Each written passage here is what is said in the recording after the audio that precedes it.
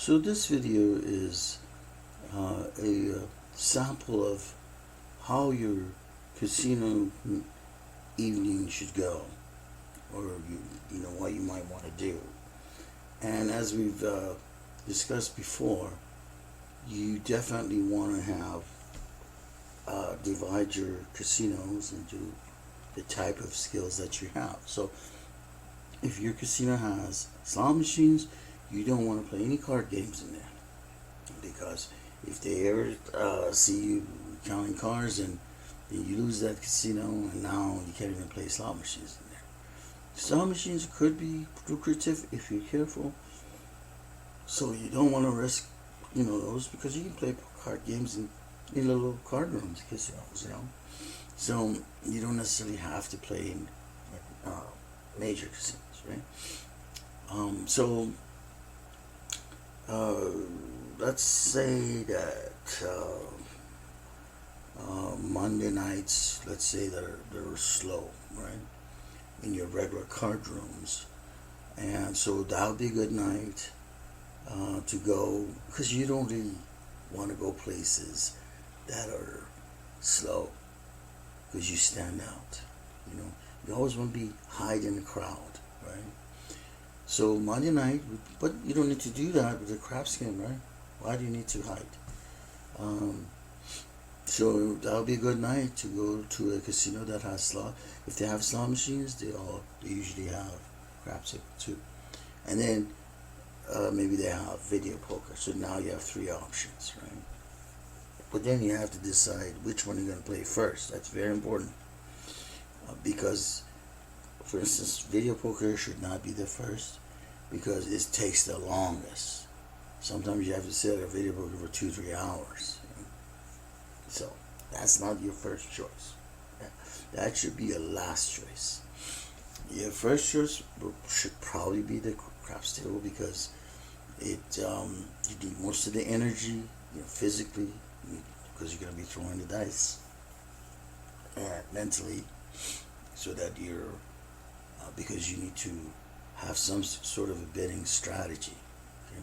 Which we, in the paid section, we do that. We have a strategy where you're playing the safest, without losing, any sort of money.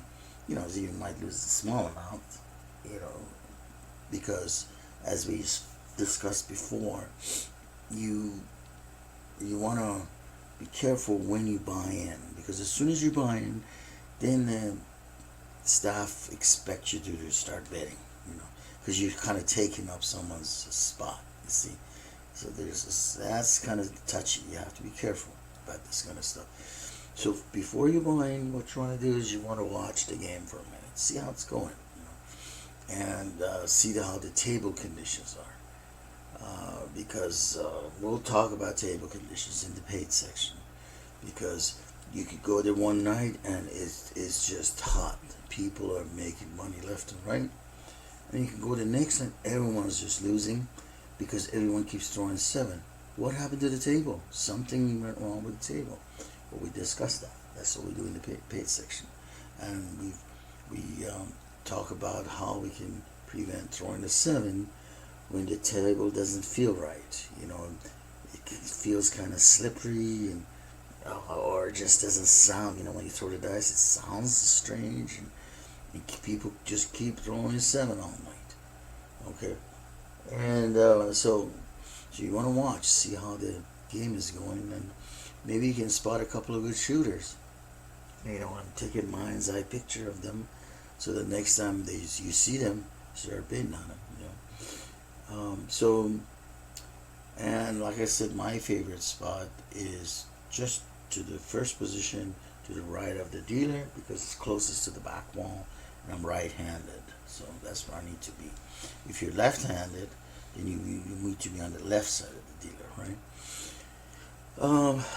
So you're sitting there and watching a little bit, and the spot opens up, and that's when you have to go and get it, before somebody else does. So that's one of the problems with the craps table. You gotta, as soon as your spot opens up, you just gotta go and get it. Even though may not be your turn to shoot the dice. You just have to you play around. What you do is there are different ways to get around that.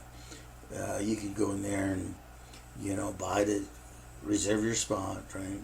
Buy in, put your chips over there, and then immediately go to the bathroom for a long time or something. Because it might be 4 or 5 shooters before it's your turn, and you don't want to lose everything you bought by the time it's your turn to shoot the dice, right? So go and waste some time somewhere.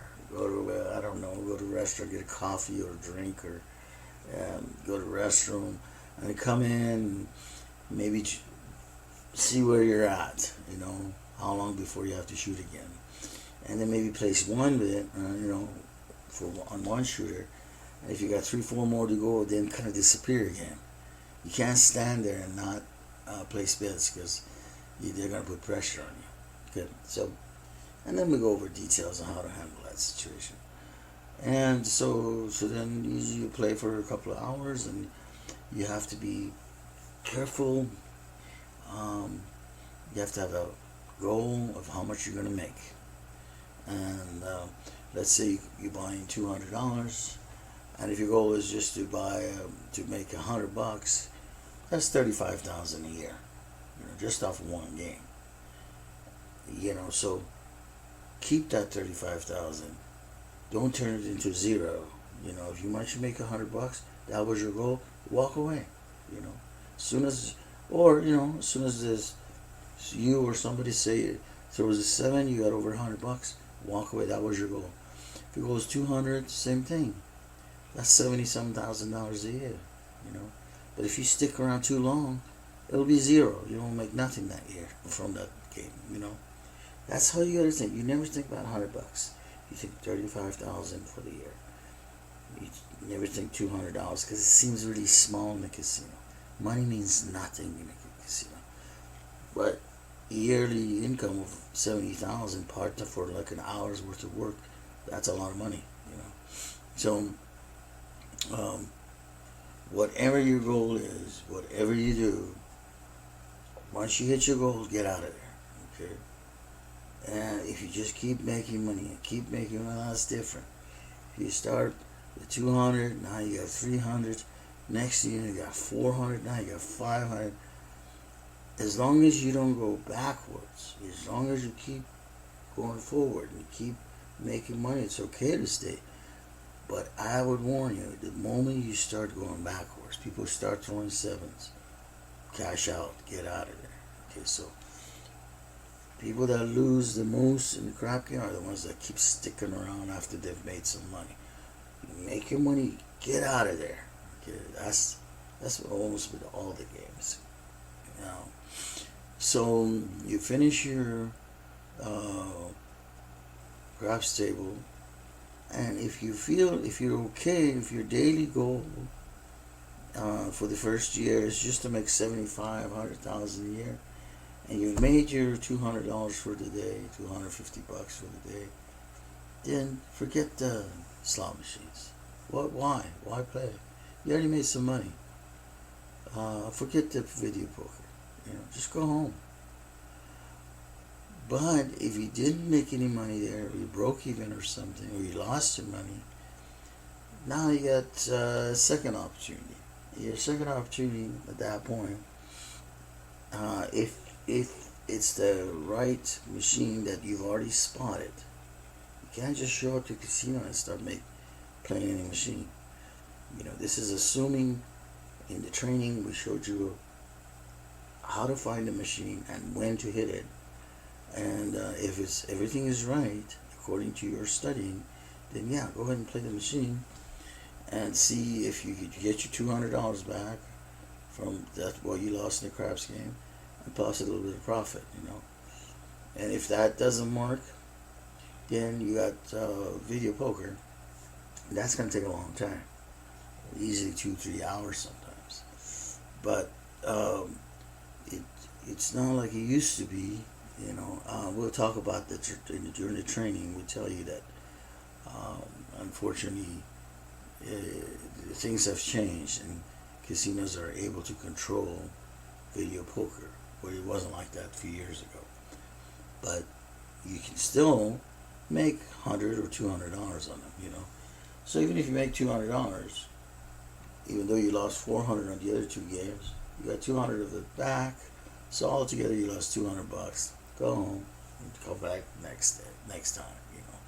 So that should be your plan for, say, like a Monday night, whatever night you decide is a good night to go, you know, because certain nights of the week, these card rooms might have tournaments, and those you definitely want to show up for a tournament, but you have to be careful. We have a separate video on that, because a lot of times they say they're gonna have a tournament and they don't. It's just a gimmick to get people in, and then you get there, you know, you get there too early, and then you know you can't just sit around. So what do? You start playing, and they might have really undesirable games going, and you lose money, and then all of a sudden they announce that they're not going to have a tournament. Oh, that you're going to have a bad night. So we have a video on that, you know, so that you plan this thing carefully. Okay. But as far as this particular night, first night, this is about what happens. So we want to have 6 more videos like this, so that your whole 7 nights is planned correctly, and we add to it. And thank you for watching.